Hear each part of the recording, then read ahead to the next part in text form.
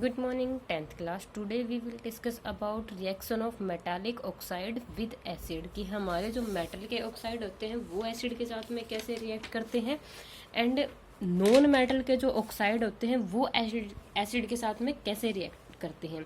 In last video we will discuss about how acid and base react with metal and how हमारे metal के जो carbonate है and metal hydrogen carbonate है वो हमारे acid के साथ में कैसे रिएक्ट करते हैं. अगर हमारे पास एसिड और बेस अगर दोनों ही एक दूसरे से रिएक्ट करते हैं तो वहां पर हमारे पास क्या फॉर्मेशन होती है. तो आज का जो हमारे पास टॉपिक है वो है reaction of metallic oxide. Metal के जो ऑक्साइड होते हैं वो कैसे रिएक्ट करते हैं एसिड के साथ में. तो जब भी हमारे मेटल के ऑक्साइड रिएक्ट करते हैं एसिड के साथ में तो वहां पर बेसिक जो रिएक्शन होती है वो होती है हमारे पास ये कि मेटल का जो ऑक्साइड है वो रिएक्ट करता है एसिड के साथ में. तो वहां पर किस चीज की फॉर्मेशन होती है, सोल्ट प्लस वाटर. ठीक है, सोल्ट प्लस में वाटर. मेटल का जो ऑक्साइड है वो हमारा रिएक्ट करता है एसिड के साथ में. क्यों? क्योंकि मेटल के जो हमारे पास ऑक्साइड होते हैं वो ट्रीट होते हैं as a base, as a base की तरह ये हमारे पास ट्रीट होते हैं.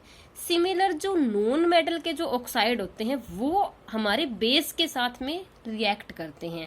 कि नॉन मेटल के जो ऑक्साइड है वो एसिड के साथ में क्यों नहीं रिएक्ट करते? क्योंकि हमारे पास जो नॉन मेटल के जो ऑक्साइड है वो ट्रीट होते हैं एज ए एसिड.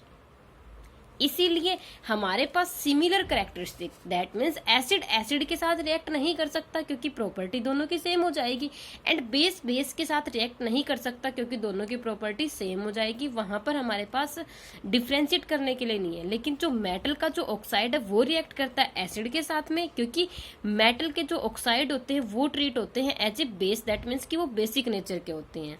बेसिक रिएक्शन हमारे पास मेटल के जो ऑक्साइड रिएक्ट करते हैं एसिड के साथ में एंड नॉन मेटल के जो ऑक्साइड है रिएक्ट करते हैं बेस के साथ में. उनकी जो प्रोडक्ट में जो हमारे पास है वो सोल्ट होता है एंड वाटर होता है. लेकिन हमें ध्यान ये रखना है कि मेटल का ऑक्साइड क्या है एंड नॉन मेटल का ऑक्साइड क्या है. तो उनके वे से वो रिएक्ट करते हैं एसिड के साथ में और बेस के साथ में. फर्स्ट लेसन में हमने डिस्कस किया था कि मैग्नीशियम जो रिबन है उसको हम बर्न करते हैं इन प्रेजेंस ऑफ ऑक्सीजन.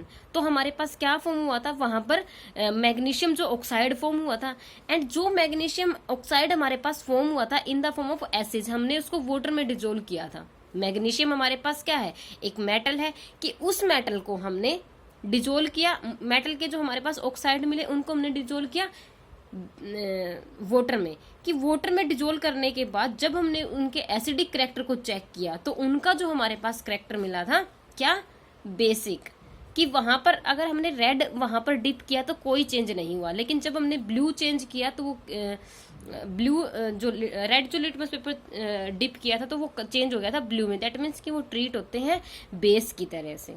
ठीक है, तो इसीलिए मेटल के जो ऑक्साइड है वो रिएक्ट करते हैं एसिड के साथ में एंड नॉन मेटल के जो ऑक्साइड है वो रिएक्ट करते हैं बेस के साथ में. ठीक है, तो यहाँ पे कैल्शियम क्या है, मेटल है. कैल्शियम का ऑक्साइड है वो रिएक्ट करता है HCl के साथ में. तो किसकी फॉर्मेशन होती है, कैल्शियम क्लोराइड प्लस में H2 gas, H2O water. Similar यहाँ पे कॉपर हमारे पास मेटल है, कॉपर का ऑक्साइड है, एसिड के साथ में रिएक्ट करता है, क्या बनाता है, कॉपर क्लोराइड प्लस में water. Reaction of non metallic oxide with base. कि नॉन मेटल के जो ऑक्साइड है वो रिएक्ट करते हैं किसके साथ में, बेस के साथ में. तो फॉर्मेशन होती है सोल्ट की प्लस में वाटर की. CO2 हमारे पास कार्बन क्या, एक नॉन मेटल है, उसका ऑक्साइड है वो NaH के साथ में रिएक्ट करता है, क्या बनाता है, सोडियम कार्बोनेट बनाता है एंड वाटर बनाता है. सिमिलर यहाँ पे कार्बन ऑक्साइड है एंड कार्बन ये कैल्शियम ऑक्साइड के हाइड्रोक्साइड के साथ में रिएक्ट करता है. बेस जो हमारे पास वो क्या बनाता है, कैल्शियम कार्बोनेट प्लस में वाटर. हम रीड करते हैं, you will notice that the colour of solution become blue green and the copper जो हमारे पास ऑक्साइड है वो डिजोल्व हो जाते हैं. The blue colour of the copper solution is due to formation of copper chloride in the solution. यहाँ पे जो इसने एग्जांपल लिया वो क्या लिया, कॉपर क्लोराइड का एग्जांपल हमारे पास लिया है कि कॉपर का ऑक्साइड है वो रिएक्ट कॉपर क्लोराइड की वहां पर फॉर्मेशन हो जाती है. ठीक है, द जर्नल रिएक्शन हमारे पास क्या रहेगी कि मेटल का ऑक्साइड है वो रिएक्ट करता है एसिड के साथ में, क्या फॉर्मेशन करता है, सोल्ट प्लस में वाटर. यहाँ पे हमने उसकी बैलेंस केमिकल इक्वेशन देखी जो हमने रिएक्शन डिस्कस किया. सिंस द मेटालिक जो ऑक्साइड है वो रिएक्ट करते हैं एसिड के साथ में, क्या देते हैं, salt and water. Similar to the reaction of base with an acid, metallic oxide is said to be basic. Oxide, जो मेटल के जो ऑक्साइड होते हैं वो बेसिक नेचर के होते हैं। नेक्स्ट हमारे पास क्या है कि reaction of non metallic oxide with the base. Reaction हमने डिस्कस कर ली है कि कैसे वहां पर परफॉर्म होता है। तो हमारे पास कैल्शियम जो हाइड्रोक्साइड है वो क्या एक बेस है, रिएक्ट करता है कार्बन डाइऑक्साइड के साथ, प्रोड्यूस करता है salt and water. Since this is similar to the reaction between base and acid, जैसे हमने बेस और एसिड की रिएक्शन की थी ना, वैसे ही हमारे पास रिएक्शन परफॉर्म हो रही है कि वहां पर हमारे पास क्या है कि लेकिन यहाँ पर हमने क्या कंक्लूड किया है कि नॉन मेटल के ऑक्साइड जो होते हैं वो क्या होते हैं, एसिडिक नेचर होते हैं। मेटल के जो ऑक्साइड होते हैं वो क्या होते हैं, बेसिक नेचर के होते हैं। अब हमने कुछ एक रिएक्शन हमारे पास ऐसी थी कि एसिड रिएक्ट करते हैं और बेस रिएक्ट करते हैं मेटल के साथ में, तो वहां पर हमें सिमिलर से प्रोडक्ट मिल रही थी, एक सॉल्ट की फॉर्मेशन हो रही है एंड साथ में गैस की वहां पर फॉर्मेशन हो रही है। तो सिमिलर हमने यहाँ पर देखा कि मेटल के जो ऑक्साइड है वो रिएक्ट कर रहे हैं बेस के साथ में। तो क्या हमारे पास do all the acid and base have in common, क्या हमारे पास जितने भी एसिड है और बेस है वो सारे मतलब उनके अंदर कुछ ना कुछ कॉमन प्रॉपर्टीज है। तो यहाँ पे हम क्या देखते हैं, we have seen that all the acid have similar chemical properties, कि वहां पर अगर मैं एसिड की बात करती हूँ तो एसिड के केस में सिर्फ एसिड की सिमिलर प्रॉपर्टीज है। what lead to the similarity in the properties, लेकिन उनकी प्रॉपर्टीज में क्या डिफरेंस है, हम यहाँ पर एक एक्टिविटी करते हैं, उसमें हमें क्या करना है कि दैट ऑल द एसिड, जितने भी एसिड है वो जनरेट क्या करते हैं, hydrogen gas on reacting with metal. So hydrogen seems to be common to all the acid, hydrogen gas क्या है, सभी एसिड के लिए कॉमन है। तो उसी के लिए हमने यहाँ पर एक एक्टिविटी की है। यहाँ पर हमारे पास क्या है, एक बिकर है, उस बिकर में हमें क्या करना है कि इलेक्ट्रिसिटी को कंडक्ट करवाना है। यहाँ पे एक बैटरी लगी हुई है, यहाँ पे एक बल्ब है, स्विच है एंड यहाँ पे हमारे पास सॉल्यूशन है। तो सॉल्यूशन यहाँ पर हम डिफरेंट केमिकल लेंगे एंड चेक करेंगे क्या हमारे पास जो ये बल्ब ग्लो करता है, जितने भी ये मैं यहाँ पर सॉल्यूशन यूज करती हूँ, क्या हमारे पास वो जो फॉर्मेशन होती है वो सेम है सभी में, क्या हमारे पास यहाँ पर जो सभी सॉल्यूशन की जो फॉर्मेशन है वो सेम है, वही हमें इसमें क्या करना है, चेक करना है। तो सबसे पहले हम इसमें क्या करते हैं कि यहाँ पर हमें 4 टाइप के सॉल्यूशन गिवन है, glucose, alcohol, hydrochloric acid and sulphuric acid. सबसे पहले अगर हम इसके अंदर ग्लूकोज पुट करते हैं तो ग्लूकोज जैसे ही पुट करते हैं तो ये बल्ब ग्लो नहीं करता। सिमिलर हम अगेन ये एक्सपेरिमेंट रिपीट करते हैं किसके साथ में, एल्कोहल के साथ में, ठीक है। एल्कोहल डालने पर भी बल्ब ग्लो नहीं करता हमारा यहाँ पे कंसर्न क्या है कि हम ये जानने कि क्यों ग्लो नहीं करता। लेकिन जब मैं हाइड्रोक्लोरिक एसिड डालती हूँ जो मेरा HCl है तो बल्ब ग्लो करता है। सिमिलर जब मैं सल्फ्यूरिक एसिड डालती हूँ तब भी मेरा बल्ब जो है वो ग्लो करता है। तो रीजन क्या है इसके पीछे कि कुछ अगर मैं सॉल्यूशन को ऐड करती हूँ तो बल्ब ग्लो करता है लेकिन कभी मेरा नहीं करता। तो यहाँ पर क्या प्रॉपर्टी फॉलो होगी, the bulb will start glowing in the case of acid, only acid के केस में ये बल्ब ग्लो करता है। But you will observe that glucose and alcohol solution do not conduct electricity. अब यहाँ पर ग्लूकोज और जो हमारे पास ग्लूकोज और अल्कोहल के सॉल्यूशन है उनके टाइम पर बल्ब ग्लो नहीं करता। वाई, क्यों नहीं करता?